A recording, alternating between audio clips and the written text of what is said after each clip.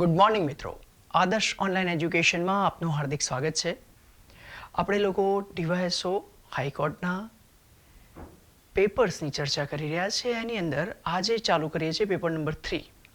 Paper number 3ની અંદર જેમ આગલા પેપરમાં જે સ્ટ્રેટેજી અપનાવી છે એનાથી થોડી વિપરીત સ્ટ્રેટેજી ક્યાંક કોમ્બિનેશન કરેલું હશે એ ટાઈપના ક્વેશ્ચન્સ હશે, બરાબર. તો વન બાય વન જોતા જઈએ પેપર નંબર 3ના questions from the subject of the polity and economy, બરાબર. તો એની અંદર 56 નંબરનો ક્વેશ્ચન ઇકોનોમિક્સનો ક્વેશ્ચન છે. એમાં લખ્યું છે ડિયર મની મીન્સ, બરાબર. ડિયર મની અને ચીપ મની બે પ્રકારના મની આવે. જ્યારે પણ સિચ્યુએશન એવી બને છે કે આપણને બહુ બધા જે પૈસા આવે છે એ પૈસાની અછત પડે છે કાં તો પછી પૈસા સરળતાથી મળે છે, એના માટે આ બે શબ્દો છે. પણ અહીંયા જે શબ્દ વપરાય છે ડિયર એટલે ફ્રેન્ડલી થાય, રાઈટ. ડિયર એટલે ફ્રેન્ડલી થાય, પણ અહીંયા ઓપોઝિટ વર્ડ્સ છે એ ખાસ યાદ રાખવાનું. ડિયર મની એટલે એવો મની કે જેની અંદર તમને મની સરળતાથી નહીં મળે, બરાબર. તો જ્યારે સરળતાથી પૈસા નથી મળતા ત્યારે એ મનીને કહેવાય છે ડિયર મની. અને એનો ઓપોઝિટ છે ચીપ મની, બરાબર છે. એ સરળતાથી મળે છે.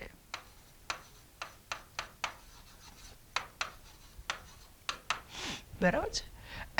આમે આપણે કહીએ છીએ ને ચીપ એટલે સસ્તું, તો એ સરળતાથી મળે છે. ડિયર એટલે મોંઘું બી કહેવાય છે, બીજો અર્થ.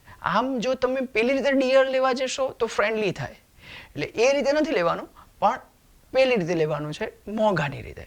તો અહીંયા સરળતાથી નહીં મળે. ક્યારે પૈસો આપણને સરળતાથી ના મળે, અથવા તો તમે લેવા જાઓ છો પણ તમારું લેવાનું મન ન થાય, ત્યારે જ કે જ્યારે તમારા પૈસા એ તમને કોઈક વધારે ઇન્ટરેસ્ટ રેટ ઉપર આપે છે, ત્યારે તમે એને લેવામાં નહીં એક્સેપ્ટ કરો કે ભાઈ મારે નથી લેવું, હમણાં ઇન્ટરેસ્ટ રેટ બહુ છે. તો અહીંયાથી જે ઓપ્શન છે એમાંથી આપણે જોઈ લેવાનું છે કે ભાઈ આ શાને સેટ થાય છે. સિમ્પલ, ડિયર મની મીન્સ બસ એટલું જ પૂછ્યું છે. તો શાને સેટ થાય કે વધારે પડતો ઇન્ટરેસ્ટ રેટ છે એટલે મને સરળતાથી નહીં મળે, અથવા તો મારે લેવાની ઈચ્છા નથી કારણ કે મોંઘું છે, બરાબર. તો અહીંયા ડિયરનો મની એટલે મોંઘું થાય, ચીપનું મની એટલે સસ્તું થાય, બરાબર. એ રીતે આપણને યાદ રહી જશે. બાકી તમે ઓપ્શન જોઈ લો કે ઇન્ફ્લેશન ફુગાવો છે કે જે બધી વસ્તુના ભાવ વધારે છે, પણ અહીંયા તો પૈસાની વાત કરે છે. ઇન્ફ્લેશન એ વસ્તુના ભાવ ઉપર નિર્ધારિત કરે છે, નહીં કે મનીના ભાવ પર. મની તમને ઇન્ટરેસ્ટ રેટના આધારે તમને મની મોંઘો કાં તો સસ્તો બને છે, એટલે અહીંયા ઇન્ફ્લેશન ના આવે, બરાબર. ડિપ્રેશન મનીનું ડિપ્રેશન છે, અથવા તો એ એપ્રિશિએશન ડિપ્રેશન આ બે વર્ડ્સ આવે છે. મનીનો પોતાનો જે બીજા મનીની સાપેક્ષે તુલનાએ એનો રેટ કેવો છે, ઊંચો છે કે નીચે છે, એના આધાર ઉપર એપ્રિશિએશન ડેપ્રિશિએશન એ વર્ડ્સ યુઝ થાય છે, બરાબર. લો રેટ ઓફ ઇન્ટરેસ્ટ અને હાઈ રેટ ઓફ ઇન્ટરેસ્ટ એ અહીંયા આપણને ખબર પડતી રહી, બરાબર. હવે જો ચીપ મની સરળતાથી ક્યારે, ચીપ મની મીન્સ તો આ આવે, બરાબર, અને ડિયર મની મીન્સ આ આવે, બરાબર. બંને ક્વેશ્ચન આ રીતે પૂછાઈ છે.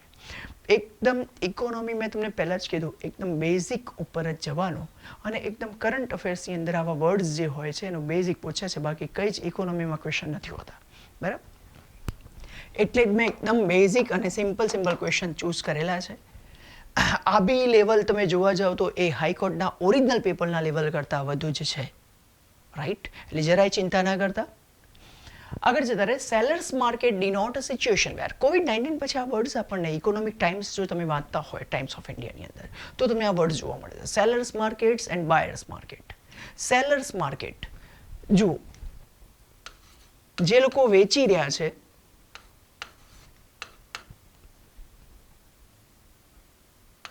વેચાણ માટેનું માર્કેટ બજાર છે, બરાબર. અને એક ખરીદદારનું માર્કેટ,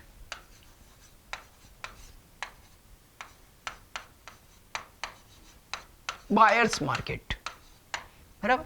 આ સેલર્સ માર્કેટ અને આ બાયર્સ માર્કેટ, આ બે શબ્દો આપણને જોવા મળે છે માર્કેટની અંદર. અહીંયા સેલર્સ સેલિંગ જે કરી રહ્યા છે એમની જોડે પાવર છે, રાઈટ. અને અહીંયા ખરીદનાર જોડે પાવર છે. સેલર્સ જોડે પાવર ક્યારે હોય કે ભાઈ એ લોકો જોડે જે માલ છે એની માંગ વધારે હોય,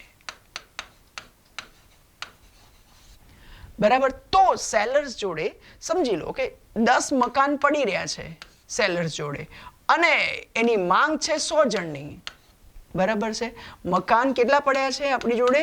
હાઉસીસ છે 10 અને ખરીદનાર કેટલા છે? બાયર્સ 100 જણ છે. તો ડેફિનેટલી શું વધારે છે? માંગ વધારે છે. તો આને કયું માર્કેટ કહેવાય? સેલર્સ. અહીંયા ઉલટું હોય, 100 મકાન પડી રહ્યા હોય તમારી જોડે અને ખરીદનાર કેટલા હોય? 10 ખરીદનાર હોય, બરાબર. બંને એકબીજાના ઓપોઝિટ છે. અહીંયા વધારે પડતો પાવર કોની જોડે છે? સેલર જોડે છે. સેલર્સ વધારે, તમને ખબર છે કે આપણે મકાન જોવા ગયા હોય પણ રિપીટેડલી બધા આ કરતા હોય મકાન જોવા માટે, એટલે સેલર્સને ખબર છે કે ભાઈ મારા માલની માર્કેટમાં કિંમત વધારે મૂકીશ તો બી ખરીદનાર મને મળી રહેશે. 100માંથી 1-2 જણ તો એવા જ હશે કે ડેફિનેટલી જે સેલર્સે ભાવ મૂક્યો હશે એ ભાવે ખરીદશે, બસ. તો સેલર્સનું કામ થઈ જાય છે. એટલે સેલર્સ માર્કેટ ડિનોટ્સ ધ સિચ્યુએશન. એમાં કઈ સિચ્યુએશન આપણને જોવા મળે છે અને બાયર્સ માર્કેટમાં કઈ સિચ્યુએશન જોવા મળે છે? આટલું બેઝિક સમજી લીધું એટલે આવડી જાય, બરાબર. બેઝિક ઉપર વાર કરો, બરાબર. તો અહીંયા જો શું છે ભાઈ, સપ્લાય કેવો છે? ઓછો છે અને ડિમાન્ડ કેવી છે? વધારે છે, બસ જોઈ લો. Supply demand is exceed the supply, finish, બરાબર. કે જ્યાં ડિમાન્ડ બહુ છે, સપ્લાય ઓછો છે, એ ડિનોટ કરે છે સેલર્સ માર્કેટ. Okay, done. ચાલો એનાથી આગળ જતા રહીએ. લીગલ ટેન્ડર મની, આ બધા મેં કોમન વર્ડ્સ મૂકેલા છે, બેઝિક ઉપર વધારે ભાર આપ્યો છે આ પેપર્સની અંદર, બરાબર. તો આની અંદર લીગલ ટેન્ડર મની, લીગલ એટલે ખબર પડે છે કાયદાકીય. જે ટેન્ડર મની એટલે જે મનીને લીગલી સપોર્ટ હોય તો એવા મનીને કહેવાય લીગલ ટેન્ડર મની. સમજી લો કે ભારતની અંદર તમારો મની ક્યાંથી, કરન્સી જે છે એ કોણ બહાર પાડે છે જનરલી? તમારું આરબીઆઈ, બરાબર. ભારત સરકાર, ફાઇનાન્સ મિનિસ્ટ્રી અને આરબીઆઈ. તો આરબીઆઈ જે છે એણે કાયદાના આધારે સપોર્ટ કર્યો છે તમારી કરન્સીને અને એ કાયદાના આધારે સુનિશ્ચિત કરે છે કે આ મનીની હું આટલી વેલ્યુ આપીશ, બરાબર. તો અહીંયા લીગલ એટલે આરબીઆઈના એક્ટ હેઠળ આરબીઆઈને જે પાવર મળ્યો છે એના હેઠળ એ મનીને સપોર્ટ કરે છે. તો એ મની થઈ ગયો તમારું લીગલ ટેન્ડર મની. તો એ કોણ છે? એ તમારી કરન્સી છે, સિમ્પલ, બરાબર. લીગલ ટેન્ડર મની અને એક ફિયાટ મની આવતું હોય છે, પણ ફિયાટ મની એટલું બધું ડિટેલમાં જવાની કંઈ જ જરૂર નથી. આપણે legal tender money is enough. Check, draft, will of exchange, આ બધા જ જે ઓપ્શન આપેલા છે એ બધા જ એ બી તમારા લેવડ દેવડના સાધનો ખરા, પણ આ કેવા છે? ઓપ્શનલ છે. આને લો લીગલ સપોર્ટ નથી.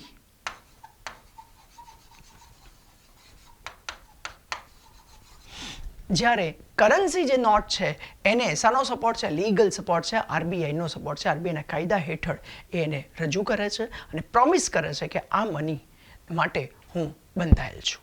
જ્યારે આ બધા માટે દેનાર અને લેણદાર એટલે કે ગીવર્સ એન્ડ બાયર્સ બંને વચ્ચે એક ઓપ્શનલ એગ્રીમેન્ટ છે કે એ લોકો એક માધ્યમ તરીકેનો ઉપયોગ કરી શકે છે, but it is not legal, right.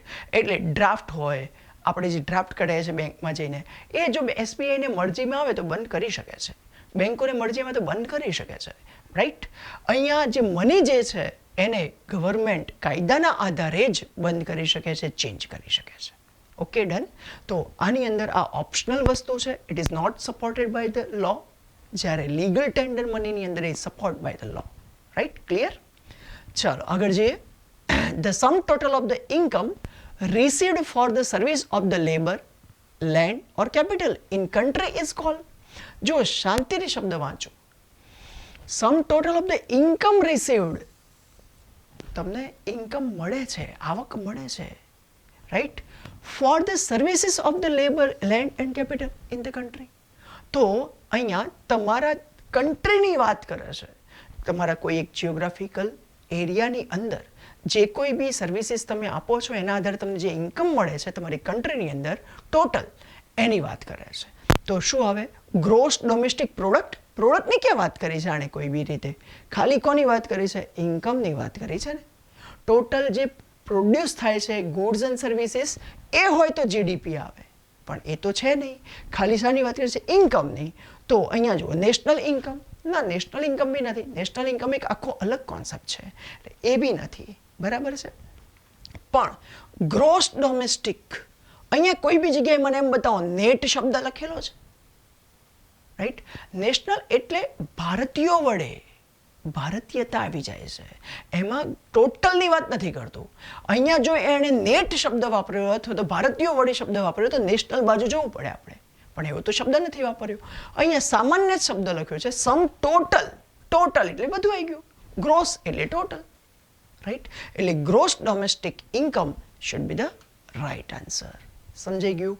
આવા બધા શબ્દો એ બેઝિક અન્ડરસ્ટેન્ડિંગ છે. એની અંદર તમને મેક્સિમમ આટલા ક્વેશ્ચન પૂછી શકે. ઇકોનોમીની અંદર વિદ્યાર્થીઓને જે ડર હોય છે દૂર કરવા માટે જ મેં આવા બેઝિક શબ્દો લીધેલા છે, રાઈટ? એવી કોઈ જ ડરવાની જરૂર નથી. આવા બેઝિક શબ્દો પૂછાય તો આપણને આટલા ઓપ્શનમાંથી આ રીતે આટલું અન્ડરસ્ટેન્ડિંગ હોય તો આપણને કાઢતા આવડે, રાઈટ? કે ભાઈ આ ઓપ્શન આવે ના આવે. ગ્રોસ નેશનલ ઇન્કમ, બરાબર. નેશનલ એટલે મેં તમને સમજાવી દીધું કે નેટ શબ્દ વાપરવો પડે, ફોરેનર્સનું બાદ કરવું પડે, ભારતીયોનું ખાલી એડ કરવું પડે. તો એ બી ના આવે. અહીંયા ઇન્કમની વાત છે અને ટોટલ છે એટલે ગ્રોસ શબ્દ આવે, પણ ડોમેસ્ટિક ખાલી, રાઈટ? જો નેટ શબ્દ વપરાય તો એ આપણે આ બાજુ જવું જોઈએ. ડન ને? 59th question, C is the right answer. આગળ જઈએ. Where the high court in India first set up? કઈ જગ્યાએ 1862ની અંદર, જે 1861ની અંદર હાઈકોર્ટ એક્ટ બનાવ્યો આ લોકોએ, અને એની અંતર્ગત 1862ની અંદર હાઈકોર્ટ સેટઅપ કરી. સૌથી પહેલી હાઈકોર્ટ કલકત્તાની અંદર સેટઅપ કરી. સાથે સાથે એ જ વર્ષમાં એ લોકોએ બીજી 2 જગ્યાએ બી હાઈકોર્ટ સેટઅપ કરી દીધી, અને એ છે બોમ્બે અને મદ્રાસ. બરાબર. એટલે સાચો આન્સર કોલકાતા. પહેલું તમને ખ્યાલ આવી જ જાય કે ભાઈ અંગ્રેજો વખતની વાત છે, એટલે સૌથી પહેલાં તો કોલકાતા આવે. તો ઓપ્શનની અંદર ખાલી મેં એક જ જગ્યાએ કોલકાતા મૂકેલું છે, અને એ છે B for Bombay. Clear? Right? Supreme કોર્ટની જો વાત કરે છે તો સુપ્રીમ કોર્ટ સૌથી પહેલા કયા કાયદાના હેઠળ રેગ્યુલેટિંગ એક્ટ 1773ના અંતર્ગત એ તમારી પહેલી કોર્ટ બની, અને એ કોર્ટ એટલે કઈ court? Federal court. Federal court. બરાબર. એટલે એ યાદ રાખવાનું, સુપ્રીમ કોર્ટ. અને આનું જ મોડિફાઈડ વર્ઝન એ તમારા 1935ના government of India act, government of India act ના અંતર્ગત એ તમને ફેડરલ સુપ્રીમ કોર્ટ ઓફ ઇન્ડિયાના રૂપમાં જોવા મળશે. બરાબર છે. એ સુપ્રીમ કોર્ટ ઓફ ઇન્ડિયા તરીકે જોવા મળે છે આપણને. ફેડરલ કોર્ટમાંથી સુપ્રીમ કોર્ટ બને છે. બરાબર. તો આ થઈ ગયો તમારો 16 નંબર ક્વેશ્ચન. એનાથી આગળ જતા રહીએ. The secretary general of the Lok Sabha is the chief of its secretariat and is, મતલબ સેક્રેટરી જનરલ એસજી. આપણને બધાને ખ્યાલ છે if this is a Lok Sabha તો આપણને યાદ છે કે ભાઈ અહીંયા જે હેડ બેસે છે લોકસભાનો, અને એ હેડને આપણે કયા નામે ઓળખીએ છીએ? સ્પીકર. અને આ સ્પીકરને સપોર્ટ કરવા માટે એક આગળ અહીંયા એક મેઇન વ્યક્તિ બેઠો હોય છે, ને અહીંયા ટેબલ હોય છે જ્યાં બીજા બધા ઓફિશિયલ્સ બેઠેલા હોય છે. બરાબર. તો અહીંયા જે બેસે છે એ છે તમારો સેક્રેટરી જનરલ ઓફ લોકસભા, અને એ સેક્રેટરી ઓફ જનરલ લોકસભા એવી જ રીતે secretary general of the Rajya Sabha, બંને જગ્યાએ સેક્રેટરી હોય છે, જે આખી લોકસભાના સેક્રેટરીનું મેઇન કામ સંભાળે છે. અને આ સેક્રેટરીની નિમણૂક કોણ કરે છે? લોકસભાના હેડ. અને લોકસભાના હેડને શું કહેવાય? સ્પીકર. રાઈટ? એટલે સેક્રેટરી ઓફ જનરલની જે એપોઇન્ટમેન્ટ છે એની જ વાત ખાલી બેઝિક પૂછ્યું છે, અને એમાં પ્રેસિડેન્ટ નહીં લખવાનું. કોણ આવશે? સ્પીકર. બરાબર. પેલી બાજુ જતા રહો તો આવે ચેરમેન. ક્લિયર? એટલે સેક્રેટરી ઓફ લોકસભા અથવા તો રાજ્યસભાનો ક્વેશ્ચન પૂછાય તો આવું લખવું. Okay, done. બીજું કોઈ આમાંથી કોન્સેપ્ટ કે કશું આવતું નથી. સેક્રેટરીએટની ટોટલ બાબતો, લોકસભાનું સેક્રેટરીએટ તથા રાજ્યસભાનું સેક્રેટરીએટ, એ બધું જ કોના અંતર્ગત મેઇન કામ કરે છે? Speaker of the Lok Sabha. બરાબર. રાજ્યસભાનું સેક્રેટરીએટ છે એ chairman of the Rajya Sabha. Okay, done. આગળ જતા રહીએ. Which of the following act gives the representation to the Indians for the first time in the legislation? Legislation ની અંદર ઇન્ડિયન્સને કોઈ જો હાજરી આપવાની વાત કરી હોય તો કયો કાયદો છે? Indian council act 1909. B is the right answer. આ લોકો ઘણીવાર જૂના જૂના કાયદા પૂછે છે અંગ્રેજોના, એટલા માટે મેં આ વસ્તુ લખેલી છે, કારણ કે તમારા હાઈકોર્ટની લગતી બાબતો, લેજિસ્લેશનની લગતી બાબતો બધી એન્શિયન્ટ આપણને ઇન્ડિયામાંથી જોવા મળે છે, મતલબ મોડર્ન ઇન્ડિયા કહીએ તો હિસ્ટ્રીના પાર્ટમાંથી, અને અંગ્રેજોમાંથી જોવા મળે છે, એટલે મેં આ ટાઈપના ક્વેશ્ચન મૂકેલા છે. તો આ બી સિમ્પલ ક્વેશ્ચન છે. આમાંથી ખાલી 1-2 એક્ટ ખાલી યાદ રાખવાના. એક યાદ રાખવાનું તમારે ગવર્મેન્ટ ઓફ ઇન્ડિયા એક્ટ 1935 બી યાદ રાખી લેવાનો, બરાબર છે. એક યાદ રાખવાનો તમારો 1861નો કાયદો યાદ રાખવાનો. એક યાદ રાખવાનો 1909નો કાયદો યાદ રાખવાનો. એક યાદ રાખવાનો 1773નો. આવા 4 કાયદાઓ મેઇન યાદ રાખવાના, એટલે એની અંદરની બાબતો આપણને પૂછાઈ શકે એ આવડવી જોઈએ, બરાબર છે. એનાથી આગળ જતા 4થા નંબરનું જે પેપર છે એને બી કવર કરી લઈએ, બરાબર. તો આપણા 2 પેપર અહીંયા બીજા પૂરા થઈ જાય. બહુ સિમ્પલ ક્વેશ્ચન મૂકેલા છે આની અંદર. Which of the following is not a constitutional body? 2 પ્રકારની બોડીમાંથી ક્વેશ્ચન પૂછે છે, કાં તો એના ચેરમેન પૂછે છે, કોન્સ્ટિટ્યુશનલ છે કે નહીં, એડવાઇઝરી છે કે નહીં, આ ટાઈપના ક્વેશ્ચન પૂછે છે. તો અહીંયા મેં ક્વેશ્ચન પૂછે છે કોન્સ્ટિટ્યુશનલ બોડી કઈ છે અને નથી. Election commission of India, article number 324 to 329. Election commission of ઇન્ડિયાના બધા પાવર, એની બાબતો એ કોન્સ્ટિટ્યુશનમાં લખેલી છે, એટલે કોન્સ્ટિટ્યુશન થઈ ગઈ. Finance commission, article number 280 finance કમિશનની વાત કરે છે અને પાવરની વાત કરે છે, એટલે એ બી કોન્સ્ટિટ્યુશનલ બોડી થઈ ગઈ. થર્ડ યુપીએસસી, આર્ટિકલ નંબર 315 એ બધા જમાં યુપીએસસીની વાત કરે છે, 17, 18, 19. તો એ બી તમારી કોન્સ્ટિટ્યુશનલ બોડી થઈ ગઈ. જેની બાબતો, જેના પાવર્સ એ કોન્સ્ટિટ્યુશન વડે આપવામાં આવે છે એને કોન્સ્ટિટ્યુશનલ બોડી કહેવાય છે. પણ જેના પાવર્સ કોન્સ્ટિટ્યુશન સિવાય આઈધર લો વડે આપવામાં આવે છે એ નોન કોન્સ્ટિટ્યુશનલ બોડી થઈ ગઈ. અધરવાઇઝ જો એક્ઝિક્યુટિવ વડે આપવામાં આવે છે તો એ બી નોન કોન્સ્ટિટ્યુશનલ બોડી થઈ ગઈ. એટલે એવી બોડીઝને નોન કોન્સ્ટિટ્યુશનલ બોડી કહે છે, બરાબર. પ્લાનિંગ કમિશન, નીતિ આયોગ એ એક્ઝિક્યુટિવ બોડી છે કે જે એક્ઝિક્યુટિવના રિઝોલ્યુશન દ્વારા એક્ઝિક્યુટિવ ઓર્ડર બહાર પાડીને એની રચના કરે છે. So they are the executive body, they are the non constitutional body. Clear? આ ટાઈપનો ક્વેશ્ચન અહીંયા પ્લાનિંગ કમિશનની જગ્યાએ નીતિ આયોગ કરી દે, એટલે આપણે એનો આન્સર શું આવે? D for Delhi. ચાલો, બરાબર. એનાથી આગળ કોન્સ્ટિટ્યુશન ઓફ ઇન્ડિયા કન્ટેન્સ, આ બે ક્વેશ્ચન બહુ રિપીટ થયો છે, એટલે મેં અહીંયા બેઝિક ક્વેશ્ચન મૂક્યું છે. કોન્સ્ટિટ્યુશન ઓફ ઇન્ડિયાની અંદર કેટલા આર્ટિકલ શરૂઆતમાં હતા? બરાબર, તો હતા કેટલા? 395. અત્યારે જોવા જાઓ તો 465 કરતાં પ્લસ આર્ટિકલ અત્યારે હાલ આપણને જોવા મળે છે. 105મો બંધારણીય સુધારા વડે તમે જુઓ તો 465 કરતાં પણ વધારે આપણને એ આર્ટિકલ એની અંદર જોવા મળે છે, બરાબર. તો અત્યારે હાલ પૂછાય તો 465 કરતાં વધુ આર્ટિકલ એડ કરવા 2021, બરાબર. એક્ઝેક્ટલી જે આંકડો છે એ ઓફિશિયલ જે હોમ મિનિસ્ટ્રીની સાઇટ ઉપર કોન્સ્ટિટ્યુશન તમે જુઓ તો એની અંદર નથી લખેલો, એટલા માટે મેં આ વસ્તુ કીધેલી છે તમને, બરાબર. તો આ થઈ ગઈ બેઝિક આર્ટિકલ્સ. ભારતના કોન્સ્ટિટ્યુશનના જે આર્ટિકલ્સ હતા એને આ લોકોએ ફર્સ્ટ ટાઈમ ક્યારે ઇમ્પ્લિમેન્ટ કર્યા છે કે જ્યારે આપણું કોન્સ્ટિટ્યુશનની ઇફેક્ટ ફર્સ્ટ ટાઈમ ચાલુ થઈ 26 નવેમ્બર 1949, બરાબર. અને ત્યારે આપણું કોન્સ્ટિટ્યુશન સ્ટાર્ટ થાય છે. જ્યારે આપણે દેશને રિપબ્લિક જાહેર કરીએ છીએ એ છે તમારું 26 જાન્યુઆરી 1950, રાઈટ. બંને વચ્ચેનું અંતર ખબર પડી. 26 નવેમ્બર 1949ના દિવસે તમારું કોન્સ્ટિટ્યુશન કમેન્સમેન્ટ થયું, સ્ટાર્ટ થયું. ટોટલ કોન્સ્ટિટ્યુશન અને આખી વસ્તુ કોન્સ્ટિટ્યુશનથી ચાલુ થઈ એ છે 26 જાન્યુઆરી 1950, Republic day of India. Clear? આ બધી ડેટ્સ ખાલી યાદ રાખવાની, નંબર ઓફ આર્ટિકલ્સ યાદ રાખી લેવાના. આગળ જતા રહીએ. The attorney general of India has the right to audience in. એટલું યાદ રાખો કે તમારા એટર્ની જનરલ શું કામ કરે છે? આખા દેશની અંદર ભારત સરકારના લીગલ મેટર તરીકે રિપ્રેઝેન્ટેટિવ તરીકે જતા હોય, કોઈ પણ બાબતો થતી હોય કોર્ટમાં અને એમાં લીગલ રિપ્રેઝેન્ટેટિવ તરીકે કોઈ જતું હોય તો એને કહેવાય attorney general. First law officer of government of India એને કહેવાય એટર્ની જનરલ. એટર્ની જનરલનું મેઇન કામ શું છે? એટર્ની જનરલનું મેઇન કામ એ છે કે ભારત સરકાર વતીથી ભારત સરકારના બદલે કોઈ પણ લીગલ મેટરમાં વિવિધ કોર્ટમાં હાજર રહેવું. તો બની શકે કે ભારત સરકારનો કેસ કોઈ રાજ્ય સરકાર જોડે બી હોઈ શકે છે. યસ, હોઈ શકે છે.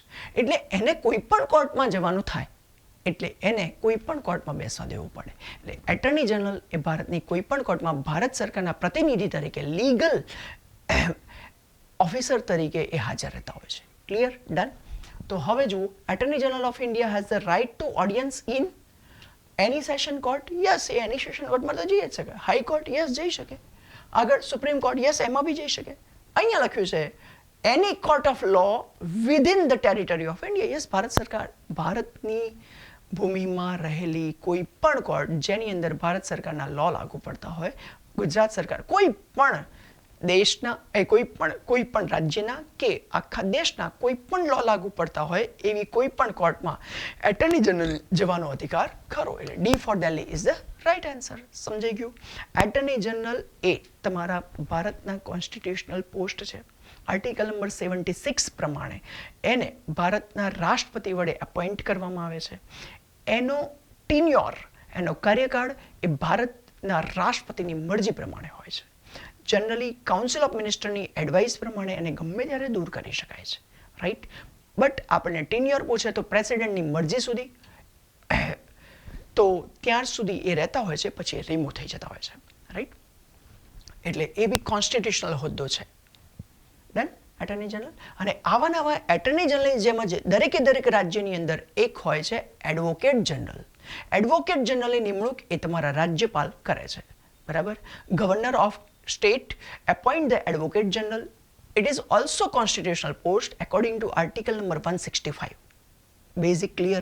અને આ બંને જણને જનરલી દરેક કોર્ટની અંદર જવાની અધિકાર હોય જ છે. ઓકે? એ લોકોને ઇવન પાર્લામેન્ટની અંદર જવાની બી અધિકાર છે.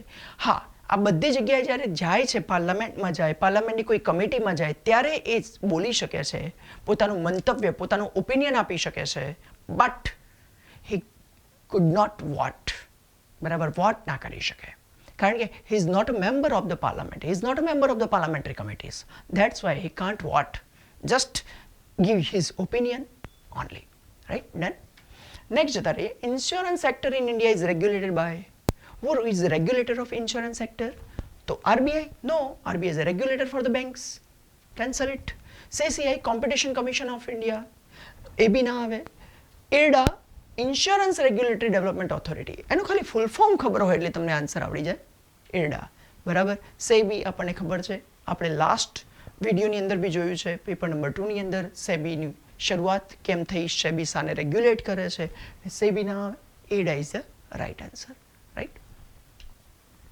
એનાથી આગળ જતા ઇન ઇન્ડિયા એનડીડીબી મીન્સ ગુજરાતની અંદર આપણને બધાને ખબર છે કે ડેરી ડેવલપમેન્ટ બહુ થયું છે, અને એટલા માટે જ મેં આ ક્વેશ્ચન પૂછ્યો છે કે આનું ફૂલ ફોર્મ આપણને જનરલ નોલેજના રૂપે ખબર હોવું જોઈએ. NDDB, national dairy development board. ડેરીનું ડેવલપમેન્ટ કરવા માટે આખું એક બોર્ડ બનાવેલું છે નેશનલ લેવલ ઉપર, અને એના દ્વારા ડેરીના અંદર કેવા રિફોર્મ્સ હોવા જોઈએ, ડેરીવાળાને કેવી પ્રોડક્ટ હોવી જોઈએ, ડેરી મેક્સિમમ કેવી રીતે ડેવલપ થઈ શકે, કોઓપરેટિવ્સનો કેવી રીતે વિકાસ થઈ શકે, એના માટે જ આ એનડીડીબી બનાવેલી છે. ડેરી ડેવલપમેન્ટ બોર્ડ છે. રાઈટ? અને આ હવે ધીરે ધીરે કોઓપરેશન મિનિસ્ટ્રી બની ગઈ તમારી. એ કોઓપરેશન મિનિસ્ટ્રીના અત્યારે હાલ ટેમ્પરરી મંત્રી તરીકે અમિત શાહને રાખેલા છે.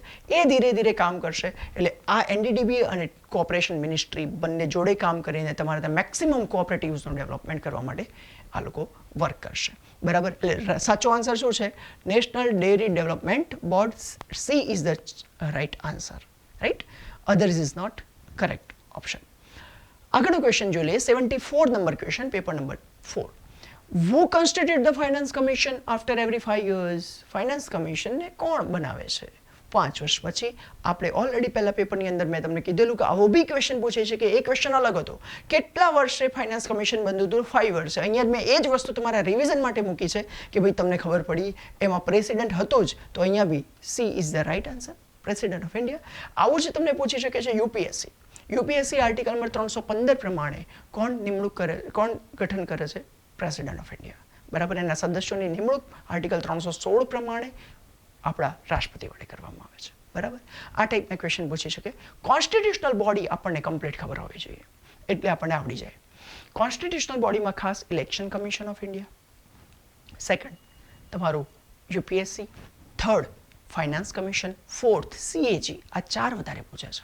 અને 102મો સુધારો 102, બરાબર, 102 કોન્સ્ટિટ્યુશનલ એમેન્ડમેન્ટ કરીને તમે એક નવી સંસ્થા તૈયાર કરી છે, national commission four backward class, બરાબર.